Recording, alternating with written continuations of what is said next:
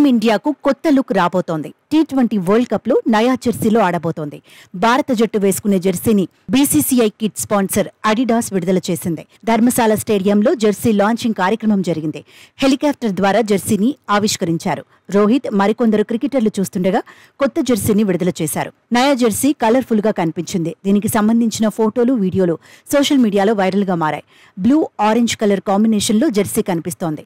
ఎక్కువ భాగం బ్లూ కలరే ఉంది. భుజాలపై మాత్రం ఆరెంజ్ కలర్ కనిపిస్తోంది.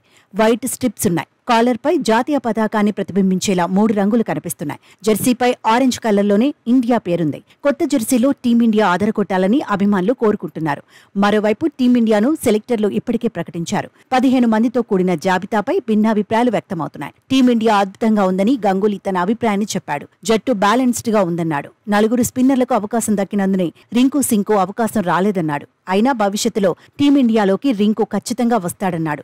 అయితే ఫినిషర్ రోల్లో నిరూపించుకున్న యువ ప్లేయర్ను రిజర్వ్ జాబితాలో చేర్చడంపై విమర్శలు వస్తున్నాయి. ఇచ్చిన అవకాశాలను వినియోగించుకున్న జట్టుకు ఎంపిక చేయకపోతే ఎలా అని కొందరు ఎక్స్పర్ట్స్ ప్రశ్నిస్తున్నారు. 15 మందిలో చోటిస్తే బావుండేదంటున్నారు.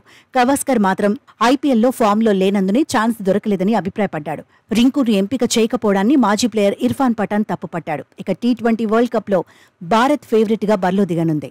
ఐపీఎల్ ముగిసిన కొద్ది రోజుల వ్యవధిలోనే మెగా ఈవెంట్లో ఆడనుంది. స్టార్ ప్లేయర్లు ప్రస్తుతం ఫామ్లోనే ఉన్నారు. ఐపీఎల్లో కోహ్లీ అద్భుతంగా రాణిస్తున్నాడు.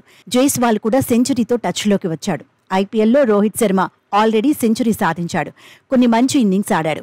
సూర్య కూడా కాన్ఫిడెంట్ గా ఉన్నాడు. హార్దిక్ ట్రాక్ ఎక్కాల్సి ఉంది. రిషబ్ పంత్, జడేజా, బూమ్రా, అక్షర్ పటేల్, సంజు శాంసన్, కుల్దీప్ యాదవ్ ఇలా అందరూ ఫామ్లోనే కనిపిస్తున్నారు. ఐపీఎల్లో రాణించడం వల్లే శివం దుబే టీ20 వరల్డ్ కప్ లో ఛాన్స్ దక్కించుకున్నాడు. మొత్తంగా టీమిండియాపై అంచనాలు భారీగా ఉన్నాయి. అమెరికా, వెస్టిండీస్ ఆతిథ్యం ఇస్తున్న టోర్నీలో రోహిత్ సేన ఎలా రాణిస్తుందనే చర్చ ఇప్పటికే ఊపందుకుంది.